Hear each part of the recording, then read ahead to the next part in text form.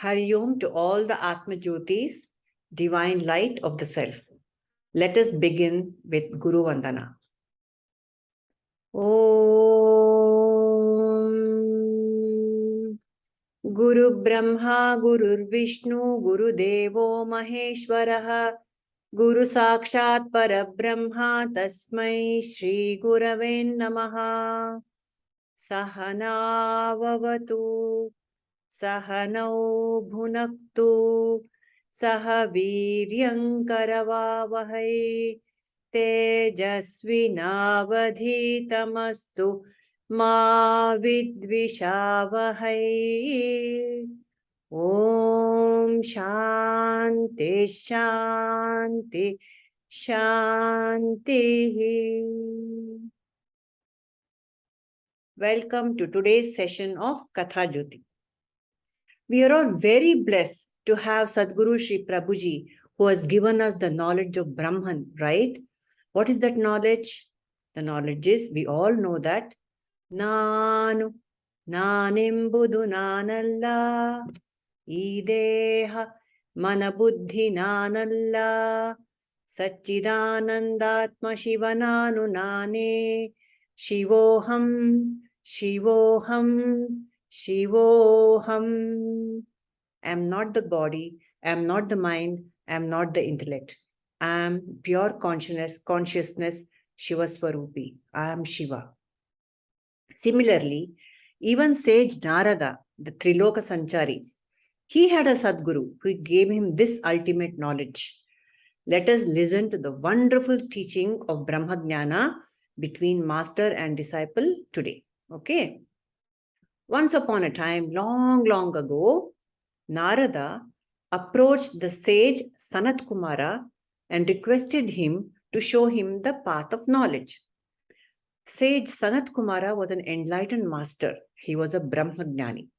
And he welcomed Narada very warmly and asked him, "What do you know, Narada? You tell me what all you know. And then, if you don't know what I want to teach you, I am definitely going to teach you that." Okay.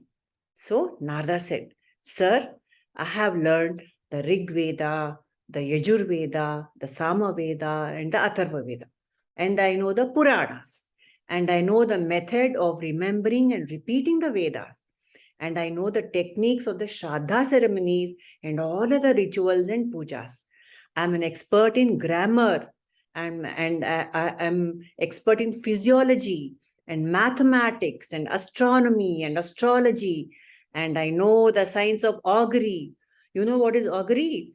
Augury means understanding the language of the birds and animals and predicting the future. So Narada said, "I know augury also. I know jugglery. I know magic.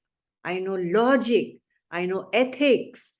I know information about different gods who represent the different forces of nature and powers. I know the signs of animals. I know the signs of war," and on and on and on. So Narada made a huge list of the things he already knew. "But sir," he continued, he told the master Sanat Kumara, "I feel I merely know only the mantras or the potent words, but I don't know the Atman, the Brahman, or the soul. And the spirit of things, I don't know. I know that my knowledge is very, very limited. I've heard from enlightened masters like you that he who knows the Atman or the Brahman goes beyond all sorrow. So, my dear master, I'm full of sorrow and grief because I have not yet realized Brahman. I hope and I believe that you are the right master for me and you will lead me out of all the misery that I have by favoring me with the real Atmagnana." So that is how Narada requested his master Sanat Kumara. So you know what Sanat Kumara said? He said, "Dear Narada, all that big list you have given me, all that you have known is just merely name and verbiage." Verbiage means mere words. You can, by this knowledge, you can achieve only what words can achieve and nothing more. That means all the knowledge that you have is very good for transacting in the world. But Like you yourself said, it is not enough to take you beyond sorrow. So, Narada humbly asked his master, Sanat Kumara, so what is greater than name and words, master? Please tell me. Please teach me that. Sanat Kumara said, the power of speech is greater than words. If there is no power of speech, there would be no words, there would be no Vedas, there would be no truth, there would be no religion, or there would be no nothing. The power of speech is greater than than mere words. Good point. Then Narada asked, is there anything even greater than the power of speech? Then Sanat Kumara said, yes, certainly. The mind is greater than the power of speech. It is the mind that is conscious of both the word and the power of speech. The mind knows how to use both. When a man thinks that he should learn the mantras, then only he learns them. So the thought has to come that he should learn something. He should speak something, isn't it? That is why the mind tells the person what to do. That is why he acts. So the mind is greater than the power of speech. Narada said, next. Again he asked, is there anything greater than the mind? Then the master said, the will is greater than the mind. If there is no willpower, nothing happens. It is the willpower that holds everything together. For example, I want to go to yoga class at 5 a.m. in the morning. My mind tells me I have to go, but my body does not agree. It will not wake up from the bed at 5 o'clock when the alarm bell rings, isn't it? That is why I should have willpower to get up and go to that class, even though my mind tells me that I should go. So the will is greater than the mind. So again, Narada did not keep quiet. He did not accept that as the final answer. Then he asked, what is greater than the will? And the master said, alertness or attention is greater than will. When you are alert, you will know when to use the willpower, and then only you can act upon it. So, if the man's attention is scattered, he is not alert and he cannot do great things. See, remember Hanuman?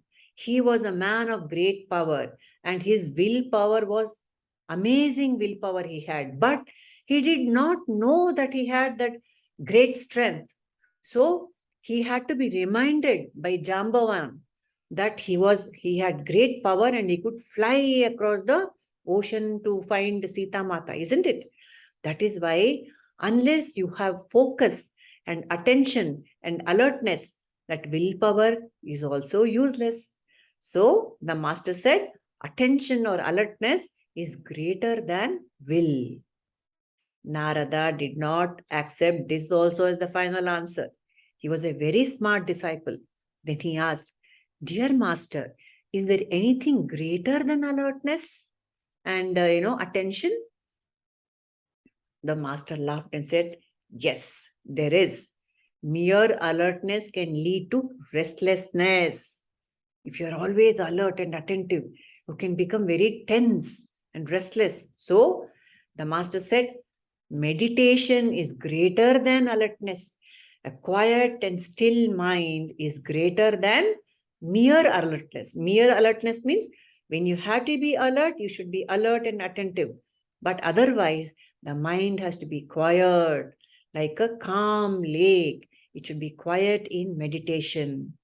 So the master said, Sanat Kumara said, even the earth and the sky and the mountains are always in meditation. See how still and calm they are? He said, that is why they are firm and steady. If there is no meditation, nothing would be firm and steady. Meditation means being quiet for some time. All of us need to be very quiet for some time during the day. Otherwise, our mind will always be distracted and no amount of alertness or willpower will help. That quiet time is very important. Meditation is very important, said the master. Narada, again he asked, please tell me, my dear master, is there something which is greater than meditation? The master said, yes, the power of understanding, the power of discrimination or viveka is greater than meditation. We should know the difference between good and bad, truth and untruth. And the Vedas and the Puranas tell you that viveka is very important. Okay? Only then you will know what is good and what is bad and what to do and what not to do. So the power of understanding is greater than the power of meditation. Again, Narada asked the same question. Is there anything greater than just understanding or viveka? Yes, my dear friend, said Sanat Kumara. He said, power itself, the Shakti, is greater than mere viveka. A power, you should have power. A single powerful man inspires fear into 100 men with lot of brain power and viveka. If you're weak, even if you have viveka, if a powerful man comes, you become very meek and humble before him. So, power is, the Shakti is very important, more than viveka, he said. The master said, when a man with physical power, see, the physical power of the physical body is very, very important, because unless you have the physical body and the strength, you will not get up and do something, right? Then only a man who is able to go about, he can go and seek a master, he can learn, he can become a learned, he can become a seer, that means a sage, he can become a thinker, and he can become a doer, he can act upon all, with using all the viveka, he can even act. Unless you can act, how can anything be useful? Therefore, the power of the physical body, the Shakti in the body is very important.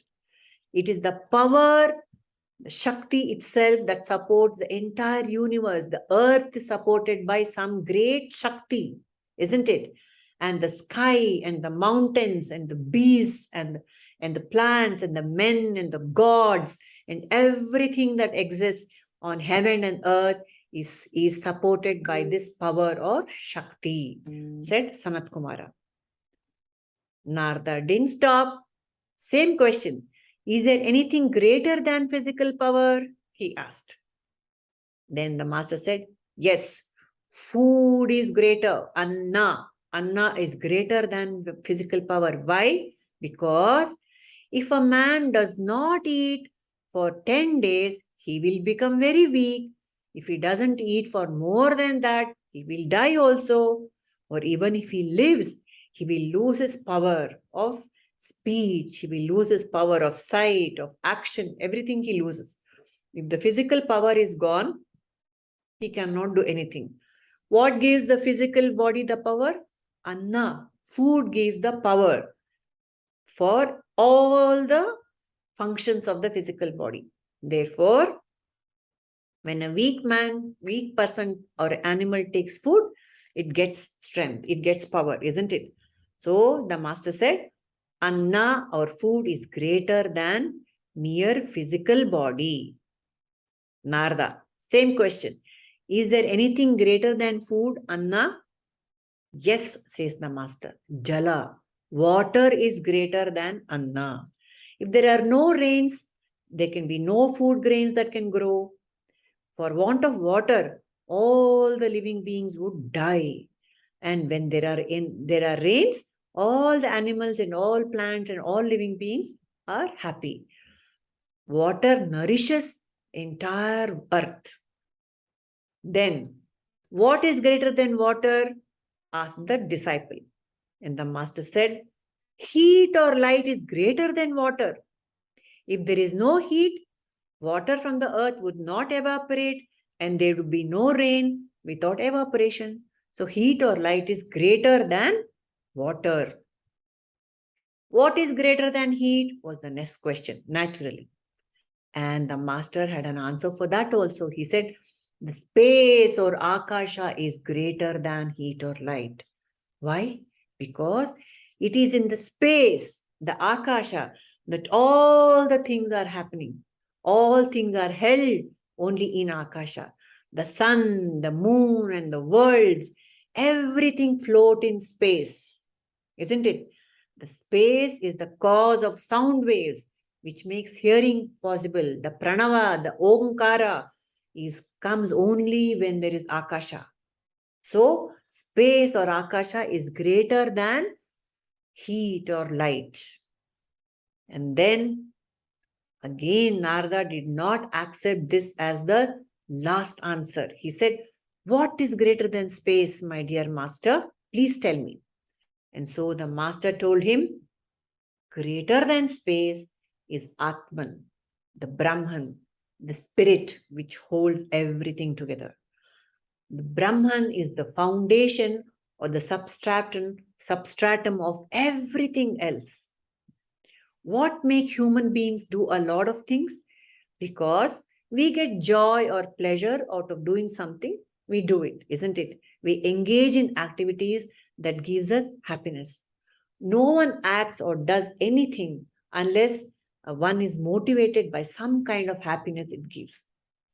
Happiness lies in abundance, When we have a lot of something, we are happy.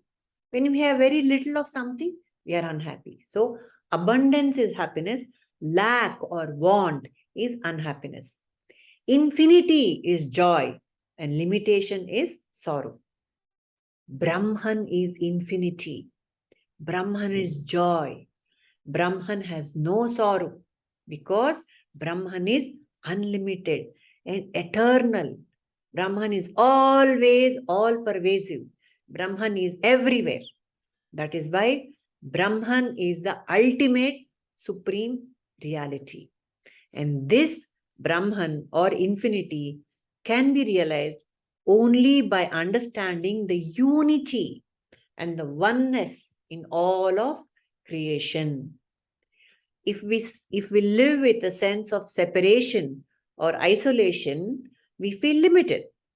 But when we see only Brahman or unity or oneness in creation, when we hear only about Brahman, like we are doing now, and when we know and realize only Brahman, we can experience infinity.